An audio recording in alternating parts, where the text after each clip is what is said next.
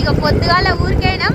ఇగో వచ్చేసరికి అయితే సాయంత్రం అయింది. అనుకోకుండా మొత్తం మొగులైతే మూసుకొస్తుంది. ఇక చెప్పులైతే అమ్మకొస్తున్నాయి చూస్తురా. ఇక వర్షం స్టార్ట్ అయ్యేటట్టుంది.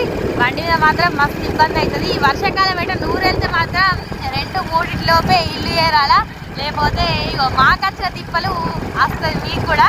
ఏమంటావు బావా?